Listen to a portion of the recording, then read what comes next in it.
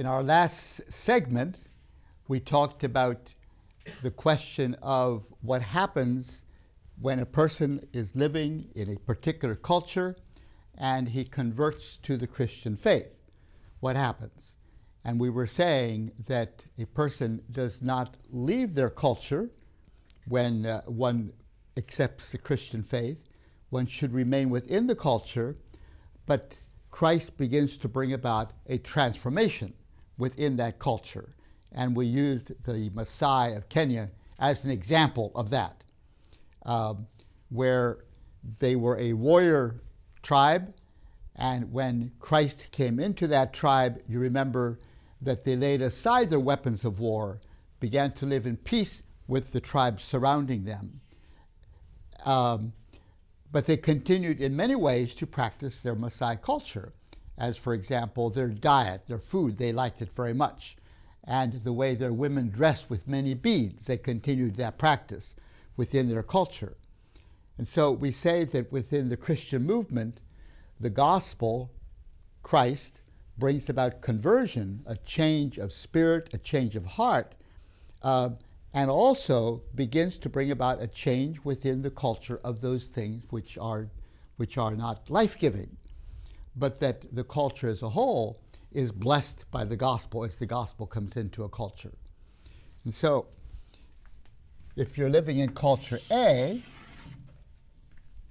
and here is culture B,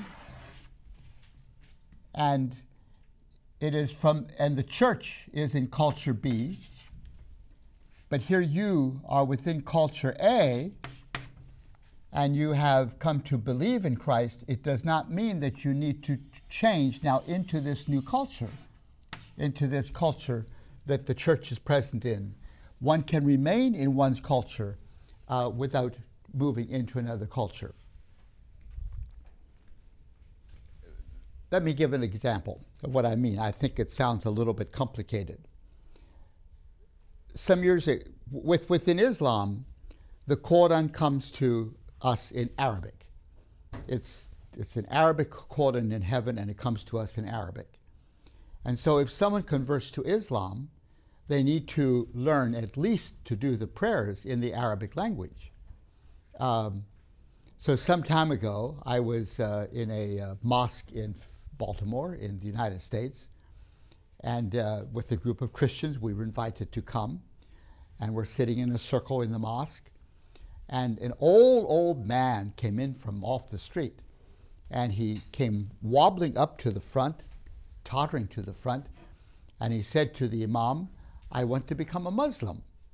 And the imam, that's the leader of the mosque, and the whole Muslim congregation said, "Alhamdulillah, praise be to God. This man wants to become a Muslim." And so they asked him to say the confession of faith, which he did. There is no God but Allah, and Muhammad is the prophet of Allah. But he said it in Arabic. La ilaha illallah, Muhammadun Rasulullah. The confession of faith in the Arabic language. So he said that confession. So they said, "Now you're a Muslim." And that's right. The confession of faith, given in sincerity, makes a person a Muslim. But then the imam said, "Remember, the prayers are in Arabic, and the Quran is in Arabic. It came down to us in Arabic. So you need to learn Arabic, at least enough Arabic to say the prayers in Arabic. But don't be concerned about that. We have an Arabic school here in the mosque, and so you can enroll in that school. In fact, tonight before you go home, you should enroll, and then you will study the Arabic language, because the Quran has come to us in Arabic, you see." What he is saying to this old man is, you really need to begin to move from your culture into the culture in which Arabic is supreme, because God speaks in Arabic, you see. That's really what he was saying. A movement needs to take place from your culture into the Arabized culture of Islam. Now, let's move to a completely different part of the world, Tanzania, among the Zanaki, where I grew up. My father and mother went into that tribe, a people that had never heard the gospel before, and I mentioned that very old woman that was at the church 2 years ago when my wife and I took our oldest grandchildren to see the place where I grew up. My father, when that old woman, back there many years ago, said that she wants, at that time she was a young girl, and she said she wants to become a Christian, my father did not say, oh, that means you must study Greek, because the New Testament came to us in the Greek language. The writers of the New Testament were Greek-speaking, and so the New Testament is in Greek. So if you become a Christian, you must learn Greek. But don't worry, we will start a school here that will teach you to speak, to read in Greek. No, that's not what my father did at all. What did he do? He translated the Gospel of Matthew into the Greek language. So the first language that this woman ever read in, she could not read at that time, but they started a little school so that she and others like her could learn to read the Bible in their own language, Zenaki language, you see, which is to say, my father was saying, now that you're a Christian, it does not mean that you need to shift from your culture into a Western culture, into an American culture, into any particular culture. No, you can remain in your culture, and we will translate the gospel into the language of your culture so that you can read the New Testament in your own mother tongue. And that is a genius of the Christian missionary movement around the world, that wherever the movement goes, the churches always, in their missionary frontier involvement, they always work at translating the Bible into the local language so that people can worship God in their own language. And so when we visited Tanzania with my 3 grandchildren 2 years ago, this old woman in her 90s, I mentioned this the other day, came into the church while we were worshiping about 700 people, and she held up this Gospel of Matthew. She said, this is what it's all about. She didn't hold up a Greek New Testament, no. She held up a Zenaki New Testament, you see, a Zenaki Gospel of Matthew, because she could read it in her own mother tongue. She could remain a Zenaki. And in the church service that Sunday, she did not worship the way we worship in the United States, where my parents came from. Where my parents came from, a Mennonite church in America, they would sing in 4-part harmony every Sunday when they would come together to worship.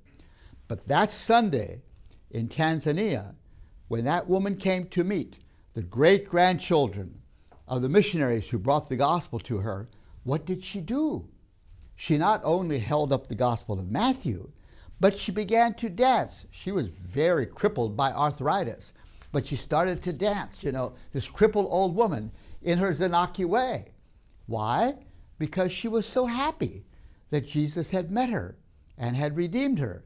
But she gave praise to God in her own language.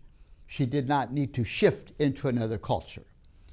That's what we were trying to say yesterday in our last segment about the nature of the gospel. And we talked at some length, using the Messiah of Kenya as an example of the gospel taking root in a culture, but not calling you to move into another culture when one decides to become a Christian. Those Messiah people always remained Messiah, always expressed their Christian faith within the Messiah language and culture. They did not feel a need to move to another culture like the Luo culture or the American culture. No, they remained in their culture, but the gospel was beginning to transform them. And one of the really significant areas that the gospel was changing them was in the area of warfare. Because this, you remember we said this was a warrior tribe. And they would go and they would get cows from other tribes. That was their tradition. It had been their practice for many years because they believed that all the cows in the world were given to them by God. We talked about that in our last segment. Well, when they met Christ, they said, oh no, The cows belong to God. and they are for all tribes to enjoy, not just the Maasai people, you see. And so, and to fight and to kill one another over cows is not right at all. Jesus teaches us to love one another. And so literally, they put aside their warrior culture and adopted a peacemaking culture in the relationship to the tribes around them. So yes, the culture was being transformed, but they remained within their culture. And so we say that they were experiencing conversion, but they were not becoming proselytes. To be a proselyte means you move from one culture to another. Conversion means you stay within your culture, but the life-changing power of Christ begins to bring about a transition within your culture and in your own life. That's what we were trying to explain in our last segment yesterday. It's an area for discussion and reflection. Whenever the gospel goes from one culture to another, what should change in the culture and what may remain, and what should remain within the culture. But it means that the Christian movement is a movement of huge diversity. My Muslim friends frequently say to me, the churches around the world are so diverse. Within Islam, we all pray in exactly the same way, which is true. Always facing Mecca 5 times a day. A number of times they need to bow. It's all prescribed. It's all described, you see. So when someone becomes a Muslim, they move into that culture. But within the Christian movement, the gospel takes root within every culture, within every tribe, wherever the gospel goes. And so the church becomes a community of great variation and diversity around the world. It is a very interesting community with enormous diversity, like that old woman singing and dancing in the church that Sunday with my great-grandchildren, with the great-grandchildren of those that brought the gospel to them. We strive to serve the contemporary Christian community with a variety of Christian educational and evangelistic resources. To see TVS Seminary's database, please visit tvsseminary.com. Now I want to press on. We could spend much more time on that. In the Bible, it would be Acts chapter 15, which is especially significant in what I'm saying, because in that, the book of Acts is the account of the early church growing from culture to culture, and their decision that when you become a Christian, you do not need to leave your culture to become part of the Jewish culture. You can remain in your culture. That was the decision that was made in Acts 15. And the issue was, in that case, male circumcision. Because in the Jewish tradition and in the Old Testament, the first part of the Bible, the first half of the Bible, it was very clearly taught that men should be circumcised. But the Gentiles did not want to be circumcised. That was not part of their culture.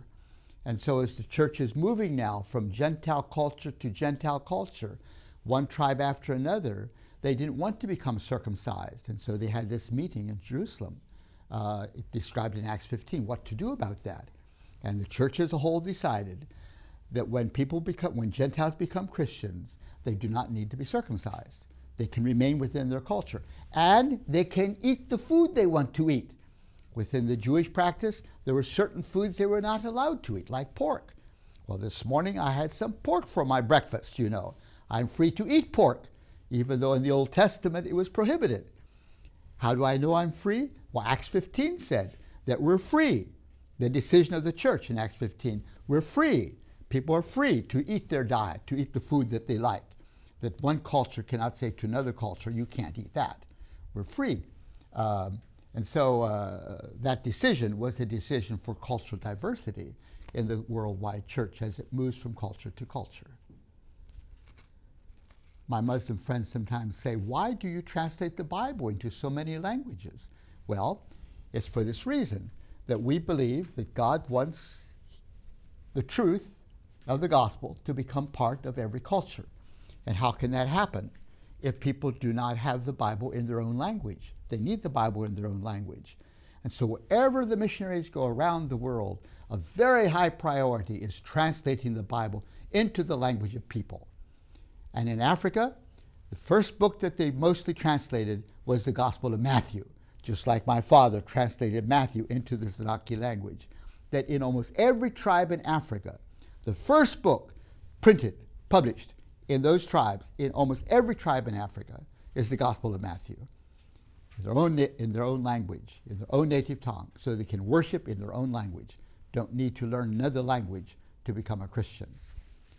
Cultural diversity. At present, there's about 3,000 languages that have at least portions of the Bible in them. There's still about 3,000 more to go, but these are all very small tribes. But the churches around the world keep working, even in the smallest of tribes, to translate portions of the Bible into the language of people with the conviction that God's plan is that everyone be able to worship God and honor God in their own language, that they don't need to learn another language when they become a Christian. It's a tremendous statement for cultural diversity.